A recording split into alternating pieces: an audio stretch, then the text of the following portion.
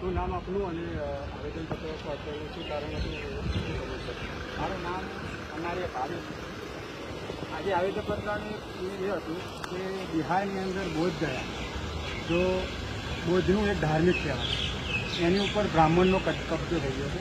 અમે એ માગવા માટે આવેદનપત્ર આપ્યું. બીજી એક ઘટના કે ઉત્તર પ્રદેશના ઓબીસી સમાજમાં આવતા યાદવ જે કથાવાચક કરવા માટે ગયા હતા, તો ત્યાંના મનુવાદી અને શ્રવણોએ ભેગા થઈ ત્યાંના જે અમારા યાદવ સમાજના જે ઓબીસી સમાજમાં આવો એમને બ્રાહ્મણીનું મૂત્ર પીવામાં આવ્યું, સળમુંડન કરવામાં આવ્યું, એને બરાબરનું પીટવામાં આવ્યું.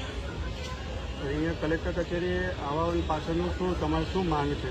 અમારી માંગ એ છે કે ભાઈ આ ભારત એક સ્વતંત્ર દેશ છે, તો આવું વારંવાર આ સમાજ ઉપર આવું વારંવાર કેમ થાય છે? એ માટે અમે આવેદનપત્ર સાહેબને આપવા આવ્યા. આપણે તો ઘણા પણ આવેદનપત્ર આપ્યા.